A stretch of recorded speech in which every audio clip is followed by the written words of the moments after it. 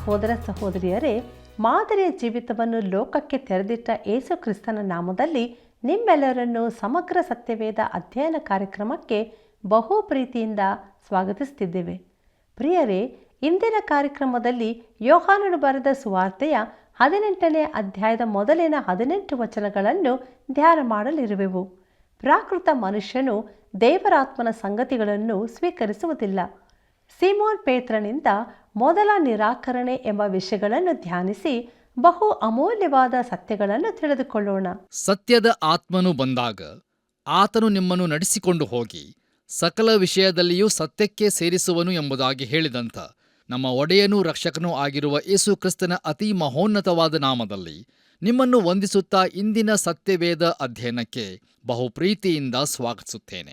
ಕರ್ತನಲ್ಲಿ ಪ್ರಿಯರೇ, ಇಂದು ನಾವು ಯೋಹಾನನು ಬರೆದ ಸುವಾರ್ತೆ 18ನೇ ಅಧ್ಯಾಯ 1-18 ವಚನಗಳನ್ನು ಧ್ಯಾನ ಮಾಡೋಣ.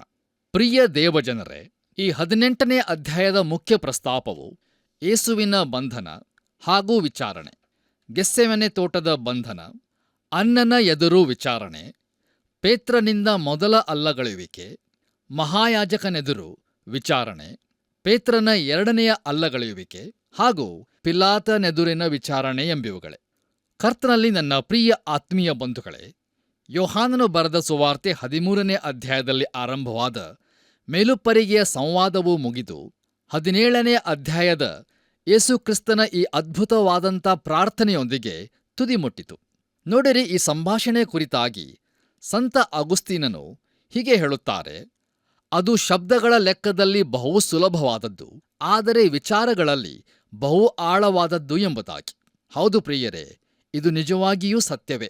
ಈಗ ನಾವು ಈ ಸುವಾರ್ತೆಯ 5ನೆಯ ವಿಭಾಗಕ್ಕೆ ಬಂದಿದ್ದೇವೆ. ಲೋಕಕ್ಕೆ ಯೇಸು ಕ್ರಿಸ್ತನ ಸಾಕ್ಷಿ. ಇದು 18-20 ಅಧ್ಯಾಯಗಳವರೆಗೆ ಇದೆ. ಈ ಅಧ್ಯಾಯದಲ್ಲಿ ಯೇಸು ಕ್ರಿಸ್ತನು ಬಂಧಿಸಲ್ಪಟ್ಟು ಮಹಾಯಾಜಕನ ಎದುರು ತರಲ್ಪಟ್ಟದ್ದನ್ನು ನಾವು ನೋಡುತ್ತೇವೆ. ಇಲ್ಲಿನ ವಿವರಣೆಗಳು ಇತರ 3 ಸುವಾರ್ತೆಗಳಿಗಿಂತ ವಿಭಿನ್ನವಾಗಿದೆ. ನೋಡಿರಿ, ಆ 3 ಸುವಾರ್ತೆಗಳಲ್ಲಿ ಯೇಸು ಕ್ರಿಸ್ತನ ಮಾನವತ್ವಕ್ಕೆ, ಆತನ ಮಾನವ ಸ್ವಭಾವಕ್ಕೆ ಹಾಗೂ ಶ್ರಮೆಗಳಿಗೆ ಹೆಚ್ಚಿನ ಒತ್ತು ಕೊಡಲಾಗಿದೆ.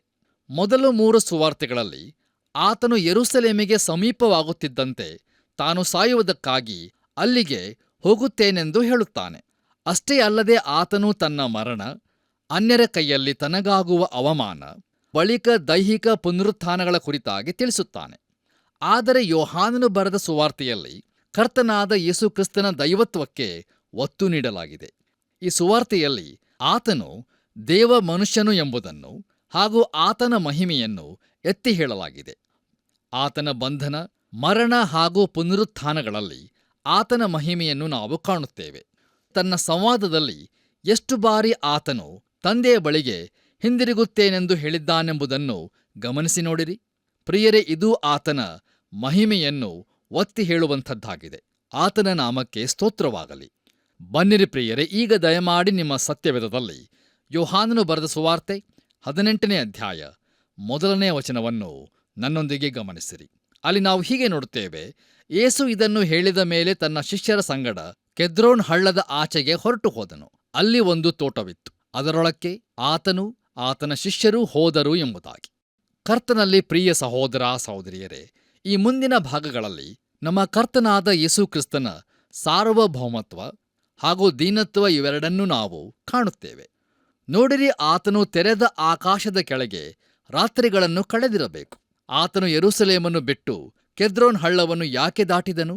ಯಾಕಂದರೆ ಆತನು ಅಲ್ಲಿಗೆ ಆಗಾಗ ಹೋಗುತ್ತಿದ್ದಿರಬೇಕು. ಮುಂದುವರಿದು ನಾವು 2ನೇ ವಚನವನ್ನು ಗಮನಿಸುವಾಗ ಅಲ್ಲಿ ಹೀಗೆ ಬರೆದದೆ: ಯೇಸುವು ಆತನ ಶಿಷ್ಯರು ಆಗಾಗ್ಗೆ ಅಲ್ಲಿ ಕೂಡುತ್ತಾ ಇದ್ದದರಿಂದ ಆತನನ್ನು ಹಿಡುಕೊಟ್ಟ ಯೂದನಿಗೂ ಆ ಸ್ಥಳವು ಗೊತ್ತಾಗಿತ್ತು ಎಂಬುದಾಗಿ.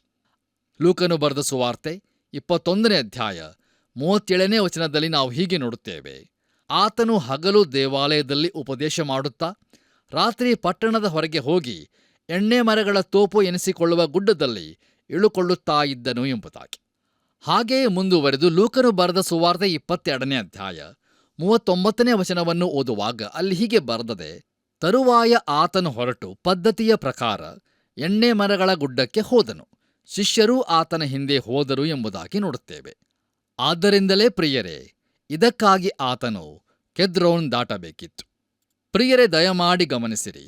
ಯೂದನು ಯೇಸುಕ್ರಿಸ್ತನನ್ನು ಹಿಡುಕೊಡುವ ಒಪ್ಪಂದ ಮಾಡಿಕೊಂಡ ನಂತರ ಕರ್ತನು ಕೆದ್ರೋನ್ ಹಳ್ಳವನ್ನು ದಾಟಿ ಹೋದನು. ಪ್ರಿಯರೇ, ಇದನ್ನು ನಾವು ಗಮನಿಸುವಾಗ ಹೀಗೆ ಇನ್ನೊಬ್ಬನು ಮೋಸಕ್ಕೊಳಗಾದವನು ಈ ಕೆದ್ರೋನ್ ಹಳ್ಳವನ್ನು ದಾಟಿದ್ದು ನಮ್ಮ ನೆನಪಿಗೆ ಬರಬಹುದು.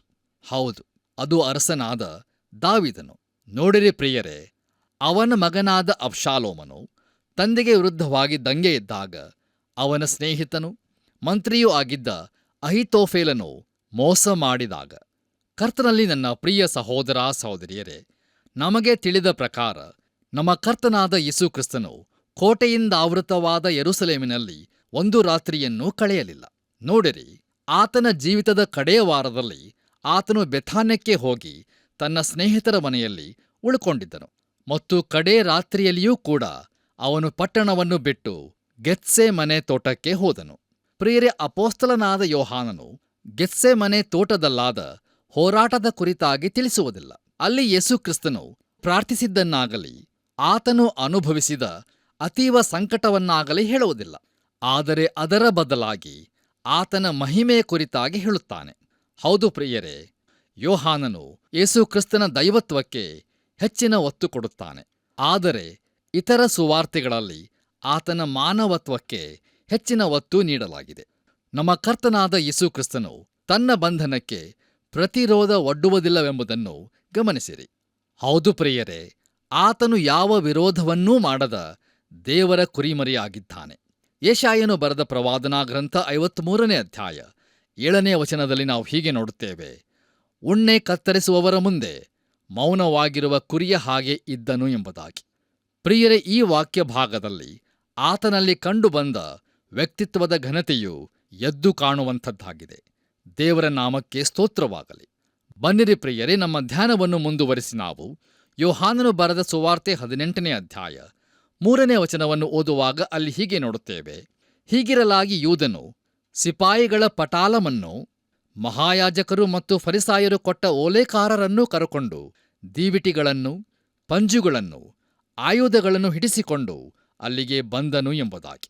ಪ್ರಿಯರೇ, ವೈದ್ಯನಾದ ಲೂಕನು ಯೇಸುಕ್ರಿಸ್ತನು ಈ ಸಂದರ್ಭದಲ್ಲಿ ಆಡಿದ ಮಾತುಗಳನ್ನು ಲೂಕನು ಬರೆದ ಸುವಾರ್ತೆ 22ನೇ ಅಧ್ಯಾಯ 52ನೇ ವಚನದಲ್ಲಿ ಹೀಗೆ ಬರೆಯುತ್ತಾನೆ: ಕಳ್ಳನನ್ನು ಹಿಡಿಯುವುದಕ್ಕೆ ಬಂದಂತೆ ಕತ್ತಿಗಳನ್ನು, ಡೊಣ್ಣೆಗಳನ್ನು ತೆಗೆದುಕೊಂಡು ಬಂದಿರಾ ಎಂಬುದಾಗಿ.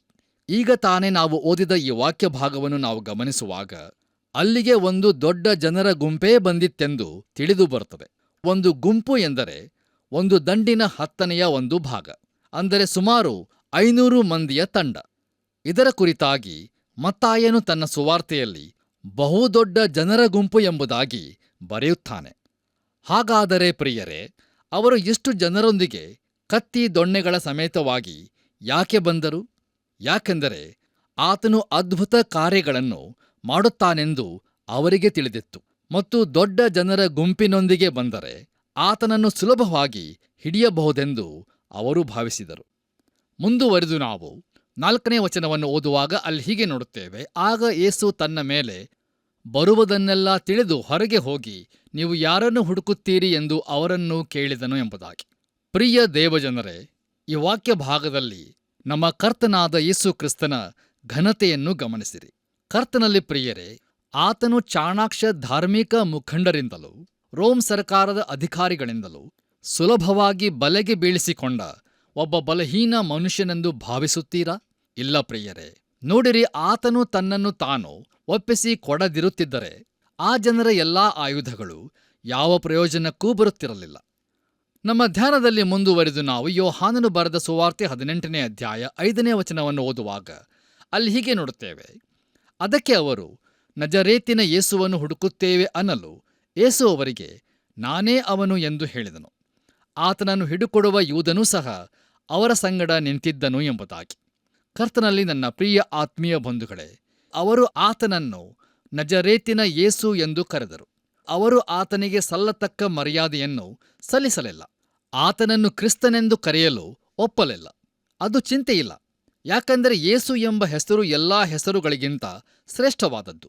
ಈ ಯೇಸು ಎಂಬ ಹೆಸರಿಗೆ ಈ ಭೂಲೋಕದವರು, ಪಾತಾಳದಲ್ಲಿರುವವರು ಎಲ್ಲರೂ ಅಡ್ಡ ಬೀಳುವ ದಿನವು ಬರಲಿದೆ. ಆದರೆ ಈ ಗುಂಪು ಈಗ ಆತನನ್ನು ರಕ್ಷಕನೆಂದಾಗಲಿ ಕ್ರಿಸ್ತನೆಂದಾಗಲಿ ಇಲ್ಲವೇ ಜೀವಿಸುವ ದೇವರ ಪುತ್ರನೆಂದಾಗಲಿ ಕರೆಯಲು ಸಿದ್ಧರಿರಲಿಲ್ಲ.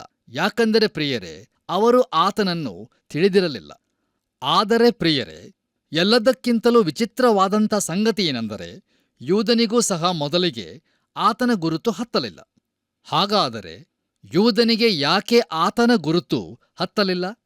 ಅಪೊಸ್ತಲನಾದ ಪೌಲನು ಕೊರಿಂಥದವರಿಗೆ ಬರೆದ 2ನೇ ಪತ್ರಿಕೆ 4ನೇ ಅಧ್ಯಾಯ 3ನೇ ಹಾಗೂ 4ನೇ ವಚನಗಳನ್ನು ಓದುವಾಗ ಅಲ್ಲಿ ಹೀಗೆ ನೋಡುತ್ತೇವೆ: ನಾವು ಸಾರುವ ಸುವಾರ್ತೆಯು ಕೆಲವರಿಗೆ ಮರೆಯಾಗಿರುವುದಾದರೆ ನಾಶನ ಮಾರ್ಗದಲ್ಲಿರುವವರಿಗೆ ಮರೆಯಾಗಿರುವುದು. ಇವರಲ್ಲಿ ದೇವರ ಪ್ರತಿರೂಪವಾಗಿರುವ ಕ್ರಿಸ್ತನ ಪ್ರಭಾವವನ್ನು ತೋರಿಸುವ ಸುವಾರ್ತೆಯ ಪ್ರಕಾಶವು ಉದಯವಾಗಬಾರದೆಂದು ಈ ಪ್ರಪಂಚದ ದೇವರು ನಂಬಿಕೆಯಿಲ್ಲದವರ ಮನಸ್ಸನ್ನು ಮಂಕು ಮಾಡಿದನು ಎಂಬುದಾಗಿ. ಹೌದು ಪ್ರಿಯರೇ, ಪ್ರಾಕೃತ ಮನುಷ್ಯನು ದೇವರಾತ್ಮನ ಸಂಗತಿಗಳನ್ನು ಸ್ವೀಕರಿಸುವುದಿಲ್ಲ ಹಾಗೂ ತಿಳಿಯಲಾರನು. ಯಾಕಂದರೆ ಅವನು ಆತ್ಮಿಕವಾಗಿ ಕುರುಡನಾಗಿದ್ದಾನೆ. ನೋಡಿರಿ, ಯೇಸು ಕ್ರಿಸ್ತನು ಅಲ್ಲಿ ಮಹಿಮೆಯ ಕರ್ತನಾಗಿ ನಿಂತಿದ್ದರಿಂದ ಯೂದನಿಗೆ ಆತನ ಗುರುತು ಹತ್ತಲಿಲ್ಲವೆಂದು ನಾನು ಭಾವಿಸುತ್ತೇನೆ. ಮುಂದುವರೆದು ನಾವು 6ನೇ ವಚನವನ್ನು ಓದುವಾಗ ಅಲ್ಲಿ ಹೀಗೆ ಬರೆದದೆ: ಆತನು ಅವರಿಗೆ ನಾನೇ ಅವನು ಎಂದು ಹೇಳಿದಾಗ ಅವರು ಹಿಂದಕ್ಕೆ ಸರಿದು ನೆಲದ ಮೇಲೆ ಬಿದ್ದರು ಎಂಬುದಾಗಿ. ಕರ್ತನಲ್ಲಿ ನನ್ನ ಪ್ರಿಯ ಸಹೋದರ ಸಹೋದರಿಯರೇ, ಯೋಹಾನನು ಬರೆದ ಸುವಾರ್ತೆ 1ನೇ ಅಧ್ಯಾಯ 14ನೇ ವಚನದಲ್ಲಿ ನಾವು ಹೀಗೆ ನೋಡುತ್ತೇವೆ: ಆ ವಾಕ್ಯವೆಂಬುವನು ನರಾವತಾರ ಎತ್ತಿ ನಮ್ಮ ಮಧ್ಯದಲ್ಲಿ ವಾಸ ಮಾಡಿದನು. ನಾವು ಆತನ ಮಹಿಮೆಯನ್ನು ನೋಡಿದೆವು. ಆ ಮಹಿಮೆಯು ತಂದೆಯ ಬಳಿಯಿಂದ ಬಂದ ಒಬ್ಬನೇ ಮಗನಿಗೆ ಇರತಕ್ಕ ಮಹಿಮೆ. ಆತನು ಕೃಪೆಯಿಂದಲೂ ಸತ್ಯದಿಂದಲೂ ತುಂಬಿದವನಾಗಿದ್ದನು ಎಂಬುದಾಗಿ. ಪ್ರಿಯರೇ, ದಯಮಾಡಿ ಗಮನಿಸಿರಿ. ಲೋಕದ ಪಾಪವನ್ನು ನಿವಾರಿಸತಕ್ಕ ದೇವರ ಕುರಿಮರಿಯಾಗಿ ತನ್ನನ್ನು ಒಪ್ಪಿಸಿಕೊಡುವ ಆ ಕತ್ತಲೆಯ ಗಳಿಗೆಯಲ್ಲಿಯೂ ಸಹ ಆತನು ತನ್ನ ದೈವತ್ವವನ್ನು ಪ್ರಕಟಪಡಿಸಿದನು. ಹೌದು, ಅವರು ಹಿಂದೆ ಸರಿದು ನೆಲದ ಮೇಲೆ ಬಿದ್ದರು. ತನ್ನ ಹತೋಟಿಯಲ್ಲಿ ಎಲ್ಲವೂ ಇದೆ ಎಂಬುದನ್ನು ಮತ್ತು ತನ್ನ ಒಪ್ಪಿಗೆ ಇಲ್ಲದೆ ಅವರು ತನ್ನನ್ನು ಬಂಧಿಸಲಾರರು ಎಂಬುದನ್ನು ಅವರಿಗೆ ಆತನು ತೋರಿಸಿಕೊಟ್ಟನು. ಕರ್ತನಲ್ಲಿ ಪ್ರಿಯರೇ, ಇದು ಪ್ರವಾದನೆಯ ನೆರವೇರಿಕೆಯಾಗಿದೆ. ಕೀರ್ತನೆಗಳು 27ನೇ ಅಧ್ಯಾಯ ಪ್ರಾರಂಭದ 2 ವಚನಗಳನ್ನು ಓದುವಾಗ ಅಲ್ಲಿ ನಾವು ಹೀಗೆ ನೋಡುತ್ತೇವೆ: ಯೆಹೋವನು ನನಗೆ ಬೆಳಕೂ ರಕ್ಷಕನೂ ಆಗಿದ್ದಾನೆ, ನಾನು ಯಾರಿಗೆ ಭಯಪಟ್ಟೇನು? ಯೆಹೋವನು ನನ್ನ ಪ್ರಾಣದ ಆಧಾರವು, ನಾನು ಯಾರಿಗೆ ಹೆದರೇನು? ನನ್ನನ್ನು ಬಾಧಿಸುತ್ತಿರುವ ದುರ್ವೈರಿಗಳು ನನ್ನನ್ನು ನುಂಗಿಬಿಡಬೇಕೆಂದು ಬಂದು ತಾವೇ ನೆಲಕ್ಕೆ ಬಿದ್ದು ಹೋದರು ಎಂಬುದಾಗಿ ನೋಡುತ್ತೇವೆ. ಹಾಗೆಯೇ ಮುಂದುವರೆದು ಕೀರ್ತನೆಗಳು 35ನೇ ಅಧ್ಯಾಯ 4ನೇ ವಚನವನ್ನು ಓದುವಾಗ ಅಲ್ಲಿ ಹೀಗೆ ಬರೆದದೆ: ನನ್ನ ಪ್ರಾಣವನ್ನು ತೆಗೆಯಬೇಕೆಂದಿರುವವರು ಆಶಾಭಂಗಪಟ್ಟು ಅವಮಾನ ಹೊಂದಲಿ. ನನಗೆ ಕೇಡನ್ನು ಯೋಚಿಸುವವರು ಮಾನಭಂಗದಿಂದ ಹಿಂದಿರುಗಿ ಓಡಿ ಹೋಗಲಿ ಎಂಬುದಾಗಿ. ಕರ್ತನಲ್ಲಿ ನನ್ನ ಪ್ರಿಯ ಆತ್ಮೀಯ ಬಂಧುಗಳೇ, ದಯಮಾಡಿ ಗಮನವಿಟ್ಟು ಆಲಿಸಿರಿ. ನಮ್ಮ ಕರ್ತನಾದ ಯೇಸು ಕ್ರಿಸ್ತನು ಒಂದು ಕ್ಷಣ ತನ್ನ ಮಹಿಮೆಯನ್ನು ಪ್ರಕಟಪಡಿಸಿದಾಗ ಎಂತಹ ಪ್ರವಾದನೆಗಳ ನೆರವೇರಿಕೆಯಾಯಿತಲ್ಲವೇ? ನೋಡಿರಿ, ಅವರು ನಜರೇತಿನ ಯೇಸುವನ್ನು ಹುಡುಕುತ್ತಿದ್ದರು ಮತ್ತು ಆತನು ಇಲ್ಲಿದ್ದಾನೆ. ಆದರೆ ಆತನು ಮಹಿಮೆಯ ಕರ್ತನಾಗಿರುತ್ತಾನೆ. ಕರ್ತನಲ್ಲಿ ನನ್ನ ಪ್ರಿಯ ಆತ್ಮೀಯ ಸ್ನೇಹಿತರೆ, ಹಾಗಾದರೆ ನೀವು ಯಾರನ್ನು ನೋಡುತ್ತಿದ್ದೀರಿ ಮತ್ತು ಆತನು ಯಾರೆಂದು ನೀವು ತಿಳಿದಿದ್ದೀರಿ? ದಯಮಾಡಿ ಒಂದು ಕ್ಷಣ ಆಲೋಚಿಸಿ ನೋಡಿರಿ. ಹೌದು ಪ್ರಿಯರೇ, ರಕ್ಷಿಸಲ್ಪಡದವನಿಗೆ ಆತನ ಪರಿಚಯವೂ ಇರಲಾರದು. ಜನರು ಸತ್ಯವೇದವನ್ನು ಓದಬಹುದು, ಧಾರ್ಮಿಕ ವ್ಯಕ್ತಿಗಳಾಗಿರಬಹುದು, ಇಲ್ಲವೇ ಒಳ್ಳೆ ಗುಣದವರೂ ಸಹ ಆಗಿರಬಹುದು. ಆದರೆ ಪ್ರಿಯರೇ, ಅವರು ಆತನು ನಜರೇತಿನ ಯೇಸು ಕ್ರಿಸ್ತನೆಂದು ಮತ್ತು ಜೀವವುಳ್ಳ ದೇವರ ಕುಮಾರನೆಂದು ತಿಳಿಯದೇ ಹೋಗಬಹುದು. ಇದು ಎಂಥ ದುಃಖಕರವಾದಂಥ ಸಂಗತಿಯಲ್ಲವೇ ಪ್ರಿಯರೇ? ದಯಮಾಡಿ ಆಲೋಚಿಸಿ ನೋಡಿರಿ. ನಮ್ಮ ಧ್ಯಾನದಲ್ಲಿ ಮುಂದುವರಿದು ನಾವು ಯೋಹಾನನು ಬರೆದ ಸುವಾರ್ತೆ 18ನೇ ಅಧ್ಯಾಯ 7ರಿಂದ 9 ವಚನಗಳನ್ನು ಓದುವಾಗ ಅಲ್ಲಿ ನಾವು ಹೀಗೆ ನೋಡುತ್ತೇವೆ: ಆತನು ಯಾರನ್ನು ಹುಡುಕುತ್ತೀರೆಂದು ತಿರುಗಿ ಅವರನ್ನು ಕೇಳಲು ಅವರು ನಜರೇತಿನ ಯೇಸುವನ್ನು ಹುಡುಕುತ್ತೇವೆ ಅಂದರು. ಅದಕ್ಕೆ ಯೇಸು, ನಾನೇ ಅವನೆಂದು ನಿಮಗೆ ಹೇಳಿದೆನಲ್ಲ, ನೀವು ನನ್ನನ್ನೇ ಹುಡುಕುವರಾದರೆ ಇವರು ಹೋಗಬಿಡಿರಿ ಅಂದನು. ನೀನು ನನಗೆ ಕೊಟ್ಟವರಲ್ಲಿ ಒಬ್ಬನನ್ನಾದರೂ ನಾನು ಕಳಕೊಳ್ಳಲಿಲ್ಲವೆಂದು ಆತನು ಹೇಳಿದ ಮಾತು ಹೀಗೆ ನೆರವೇರಿತು ಎಂಬುದಾಗಿ.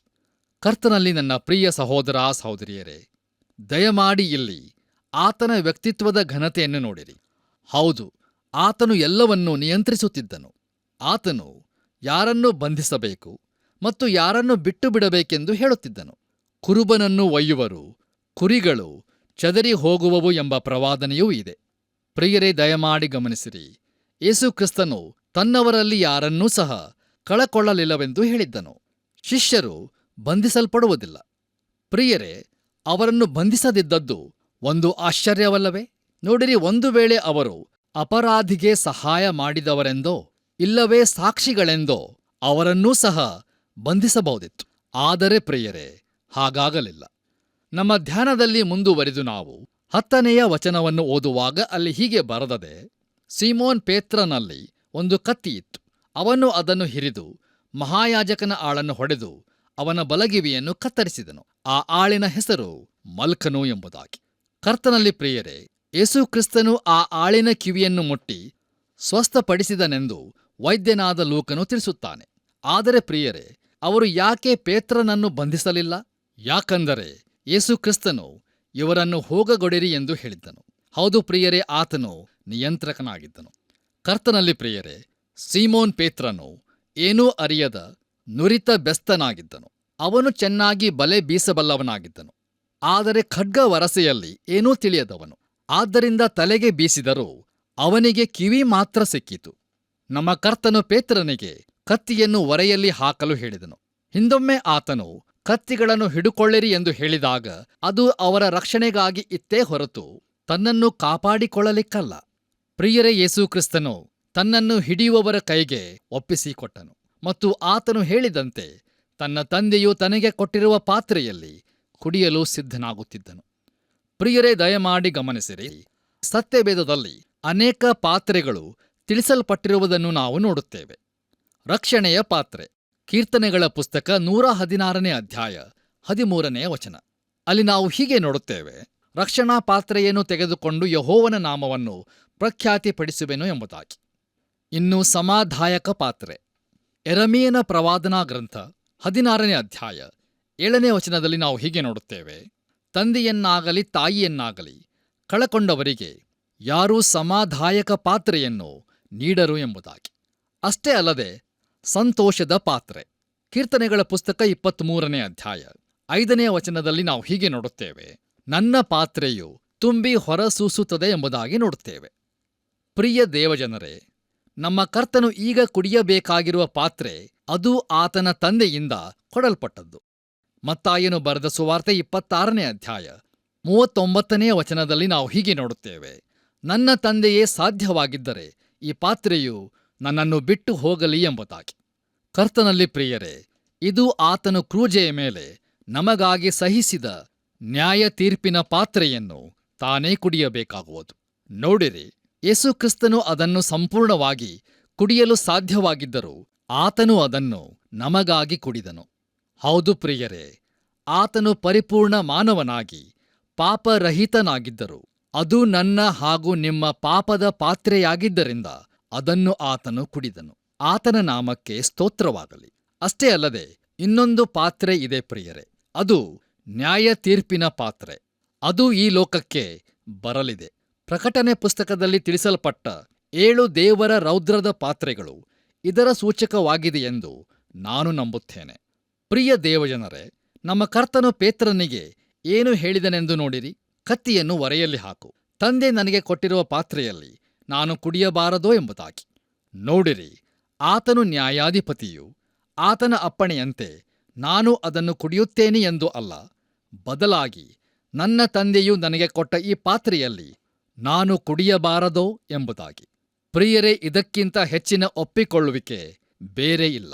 ನಮ್ಮ ಧ್ಯಾನದಲ್ಲಿ ಮುಂದುವರಿದು ನಾವು ಯೋಹಾನನು ಬರೆದ ಸುವಾರ್ತೆ 18ನೇ ಅಧ್ಯಾಯ 12 ಹಾಗೂ 13ನೇ ವಚನಗಳನ್ನು ಓದುವಾಗ ಅಲ್ಲಿ ಹೀಗೆ ನೋಡುತ್ತೇವೆ: ಆಮೇಲೆ ಆ ಸಿಪಾಯಿಗಳು, ಸಹಸ್ರಾಧಿಪತಿಯು, ಯೆಹೂದ್ಯರ ಓಲೇಕಾರರು ಯೇಸುವನ್ನು ಹಿಡುಕೊಂಡು ಕಟ್ಟಿ ಮೊದಲು ಅನ್ನನ ಬಳಿಗೆ ಕರಕೊಂಡು ಹೋದರು. ಇವನು ಆ ವರುಷದಲ್ಲಿ ಮಹಾಯಾಜಕನಾಗಿದ್ದ ಕಾಯಫನ ಮಾವನಾಗಿದ್ದನು ಎಂಬುದಾಗಿ. ಕರ್ತನಲ್ಲಿ ಪ್ರಿಯರೇ, ದಯಮಾಡಿ ಗಮನಿಸಿರಿ. ಅವರು ಆತನನ್ನು ಮೊದಲು ಅನ್ನನ ಬಳಿಗೆ ಕೊಂಡೊಯ್ದರು. ನೋಡಿರಿ, ಯೋಹಾನನು ಮಾತ್ರ ಈ ವಿವರವನ್ನು ಕೊಡುತ್ತಾನೆ. ಯಾಕಂದರೆ ಪ್ರಿಯರೇ, ಯೋಹಾನನು ಮಾತ್ರ ಇತರರಿಗೆ ಕಾಣದ್ದನ್ನು ನೋಡುವ ಅವಕಾಶವನ್ನು ಹೊಂದಿದ್ದನು.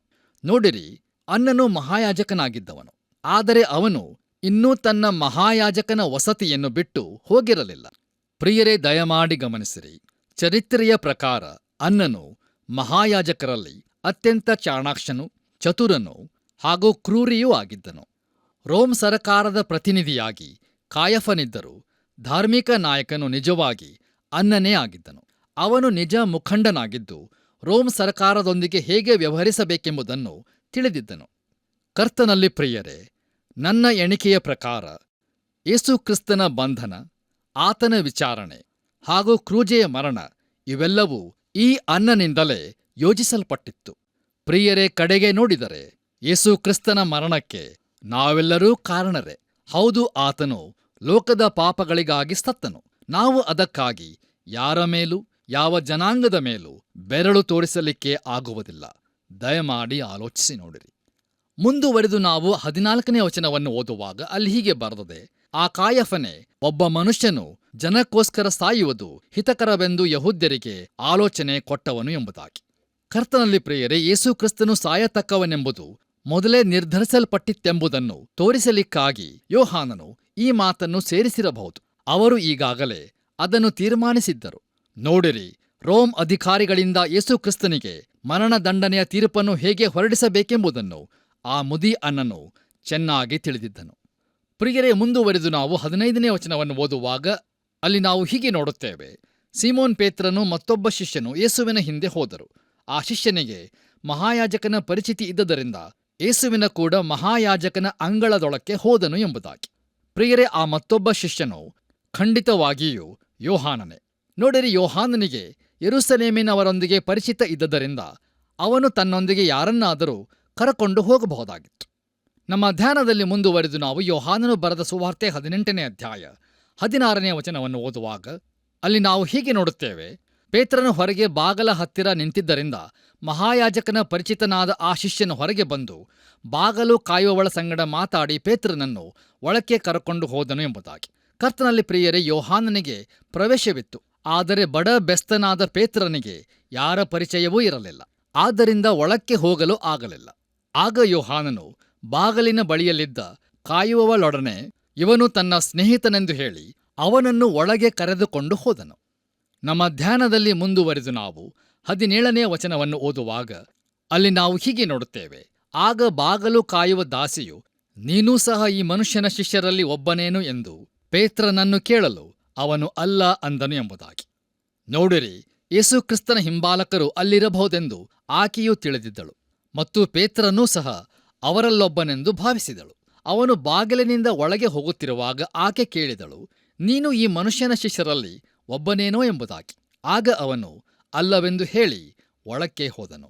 ಬನ್ನಿರಿ ಪ್ರಿಯರೇ, ನಮ್ಮ ಇಂದಿನ ಧ್ಯಾನವನ್ನು ನಾವು ಮುಕ್ತಾಯಗೊಳಿಸುವ ಹಾಗೆ ಕೊನೆಯದಾಗಿ ನಾವು ಯೋಹಾನನು ಬರೆದ ಸುವಾರ್ತೆ 18ನೇ ಅಧ್ಯಾಯ 18ನೇ ವಚನವನ್ನು ಓದುವಾಗ ಅಲ್ಲಿ ಹೀಗೆ ಬರೆದಿದೆ, ಆಗ ಚಳಿಯಾಗಿದ್ದರಿಂದ ಆಳುಗಳು ಓಲೆಕಾರರು ಇದ್ದಲಿನ ಬೆಂಕಿ ಮಾಡಿ ಚಳಿ ಕಾಯಿಸಿಕೊಳ್ಳುತ್ತಾ ನಿಂತಿರಲಾಗಿ ಪೇತ್ರನು ಅವರ ಸಂಗಡ ನಿಂತುಕೊಂಡು ಚಳಿ ಕಾಯಿಸಿಕೊಳ್ಳುತ್ತಿದ್ದನು ಎಂಬುದಾಗಿ. ಕರ್ತನಲ್ಲಿ ಪ್ರಿಯರೇ, ದಯಮಾಡಿ ಗಮನಿಸಿರಿ. ಮಹಲಿನ ಹೊರಗೆ ಜನರು ಗುಂಪು ಕೂಡಿದ್ದರು. ಮುಂಜಾನೆಯಾಗಿದ್ದರಿಂದ ಹೆಚ್ಚು ಜನರು ಅಲ್ಲಿ ಇರಲಿಲ್ಲ. ಆದರೂ ಕಾವಲು ಕಾಯುವವರಿದ್ದರು ಮತ್ತು ಅವರು ಬೆಂಕಿ ಹಚ್ಚಿದ್ದರು. ಪೇತ್ರನೂ ಕೂಡ ಅವರೊಂದಿಗೆ ಚಳಿ ಕಾಯಿಸಿಕೊಳ್ಳತೊಡಗಿದನು.